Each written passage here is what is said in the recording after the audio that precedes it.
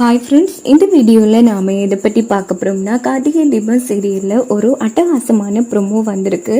அதை பற்றி தான் இந்த வீடியோவில் பார்க்க போகிறோம். அதுக்கு முன்னாடி நம்ம சேனலை சப்ஸ்கிரைப் பண்ணாதவங்க கீழே இருக்கிற சப்ஸ்கிரைப் பட்டனை கிளிக் பண்ணிவிட்டு பக்கத்தில் இருக்கிற பெல் பட்டனையும் கிளிக் பண்ணிடுங்க. சரி வாங்க வீடியோக்குள்ளே போகலாம். இங்கே பார்த்தோம்னா நம்ம ரம்யா என்ன பண்ணுறாங்கன்னா, இந்த பக்கம் வெங்கையா கூட ஃபோன் பேசிகிட்டு இருக்காங்க. என்ன நான் சொன்ன மாதிரி கார்த்திக்கிட்ட போய் சொல்லிட்டேன் அப்படின்னு கேட்குறாங்க. ஆமாம் மேடம், நீங்கள் சொன்ன மாதிரி போய் சொல்லிட்டேன். ஆனால் அந்த உண்மையான ரம்யா என்கிட்ட ஏன் இப்படி என்ன மாட்டி விட்டேன்னு கேட்டால் நான் என்ன மேடம் பண்ணுவேன் அப்படின்னு வெங்கையா கேட்குறாங்க. இங்கே பாரு, அப்படி ஒரு ரம்யாங்கிற பேரே கிடையாது. அது நான் என் கற்பனை சொன்ன பேரு. ஸோ அப்படிப்பட்ட யாருமே வரமாட்டாங்க, நீயும் மாட்டிப்பட மாட்டேன் அப்படின்னதும் உடனே வெங்கையாவும் சந்தோஷப்பட்டுட்டு ஃபோனை வச்சிடுறாங்க. அங்கே பார்த்தோம்னா ரம்யா ஃபோன் பேசிட்டு திரும்பி பார்க்குறாங்க. பின்னாடி நம்ம தீபா நிற்கிறாங்க. தீபாவை பார்த்து நம்ம ரம்யா செம அதிர்ச்சி ஆகிறாங்க. ஐயோ, நாம் பேசுனதை இந்த தீபா கேட்டுட்டாலோ தெரியலையே. தீபா, நீ எப்போ இப்போதான் ஆமாம் யார் கூட ரம்யா கற்பனை அதுன்னு பேசிட்டு இருக்க? ஆமாம் யார்? அது ஒன்றும் இல்லை, ஒரு பிஸ்னஸ் கால். என் கற்பனையில் ஒரு ப்ரொஜெக்ட் யோசிச்சு பார்த்தேன், மற்றபடி ஒன்றும் இல்லை. ஆமாம் நீ என்ன சாப்பிட்டியா அப்படின்னு பேச்சு மாற்றினதும் நான் சாப்பிட்டேன் ஆமாம் அப்படின்னு தீபா பேசிட்டு இருக்காங்க. இன்னொரு பக்கம் பார்த்தோம்னா நம்ம ரம்யா சரி தீபா, நான் வேலை முடிஞ்சிருச்சு, நான் கிளம்புறேன், நான் போயிட்டு வரேன் அப்படின்ட்டு நம்ம ரம்யாவும் அங்கேருந்து போயிடுறாங்க.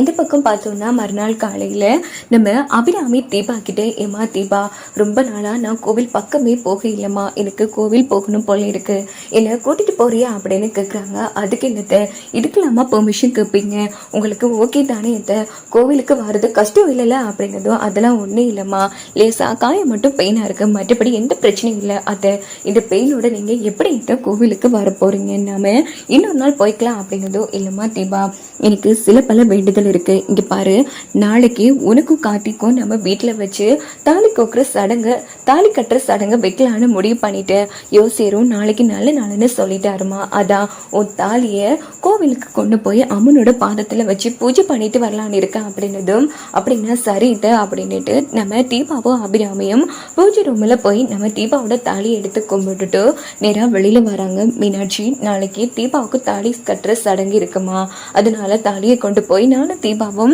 அம்மனோட பாதத்துல வச்சு பூஜை பண்ணி சாமி கும்பிட்டுட்டு வர அப்படின்னதும் மீனாட்சியும் சரின்னு சொல்றாங்க. இங்க பார்த்தோம்னா நம்ம தீபாவும் நம்ம நாச்சியாரு கிளம்பி நேரா கோவிலுக்கு வராங்க. அங்க ஐயர்கிட்ட தாலியை கொடுத்து நாளைக்கு என் மருமகளுக்கும் பையனுக்கும் தாலி கட்டுற சடங்கு வச்சிருக்க சாமி, ஸோ நல்லபடியா என் பையன் என் மருமகள் கழுத்துல இந்த தாலியை கட்டணும்னு பூஜை பண்ணி கொடுங்க அம்மனோட பாதத்துல வச்சு அப்படிங்கிறதும் ஐயரு நல்லபடியா தாலியை பூஜை பண்ணி நம்ம அபிராமி கையில கொடுக்குறாங்க.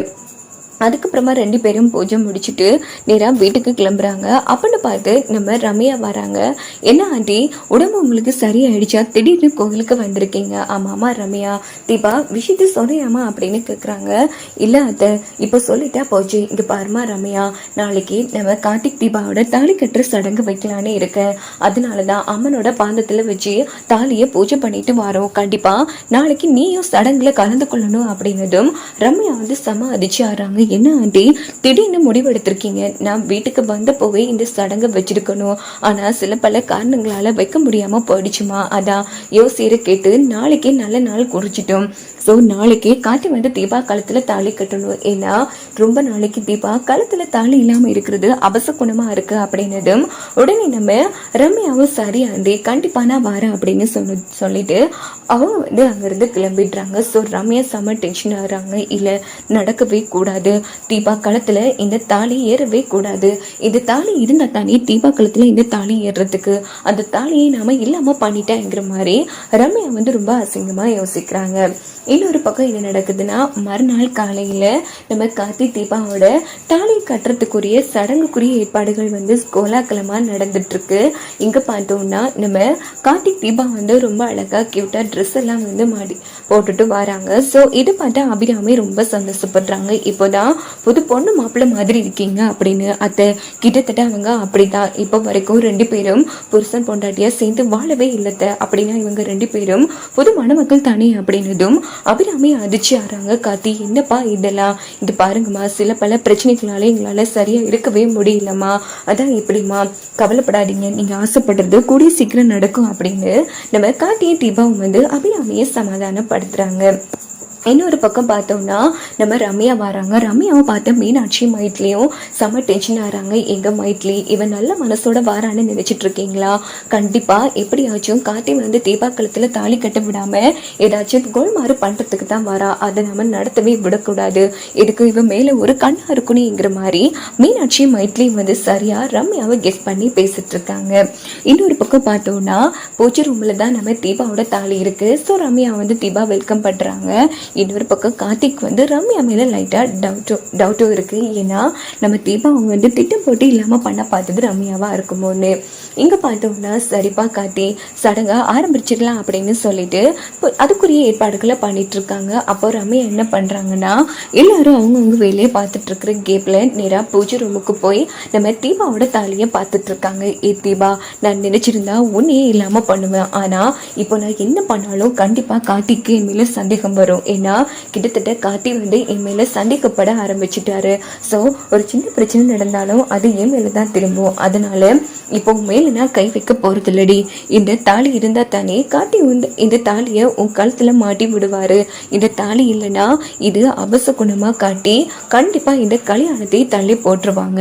அதுக்கப்புறமா உன்னை ஏதாச்சுன்னா பண்ணி கார்த்தி கையால நான் தாலியை வாங்கிப்பேன் அப்படின்னு தந்திரமா யோசிச்சுட்டு உடனே தாலியை வந்து திருடிடுறாங்க நம்ம ரம்யா. இது வந்து நம்ம மீனாட்சி பார்த்துட்றாங்க. படுபாவி, நான் தான் சொன்னேன்ல கார்த்தியை அடைகிறதுக்காகத்தான் இவ இப்படி திட்டம் போட்டுட்டு இருக்கா, எனக்கு தெரியும் இவ தாலியை திருடுவான்னு, அதனாலதான் இவளை ஃபாலோ பண்ணிட்டே இருந்தாங்க.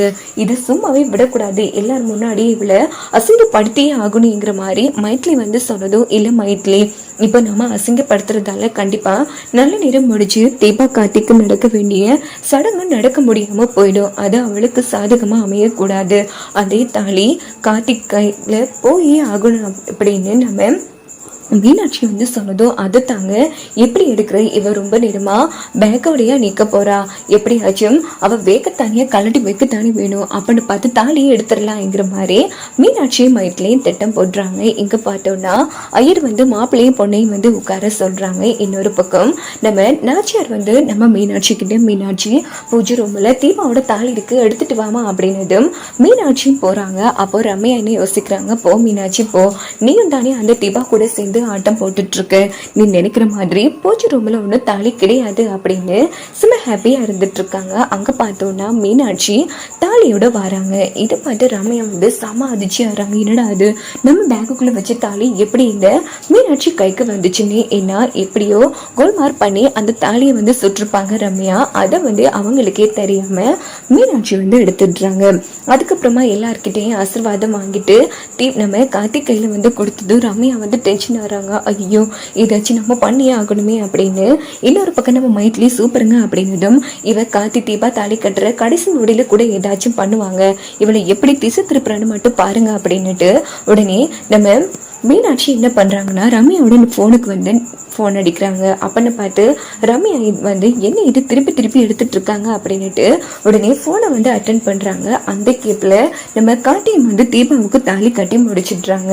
ஸோ இது பார்த்து ரம்யா வந்து செம அதிர்ச்சியாகி உடனே ஃபோனை வந்து கட் பண்ணிடுறாங்க. எது நடக்கக்கூடாதுன்னு நாம நினைச்சோமோ அது நடந்து போச்சு கடவுளே அப்படின்னு செம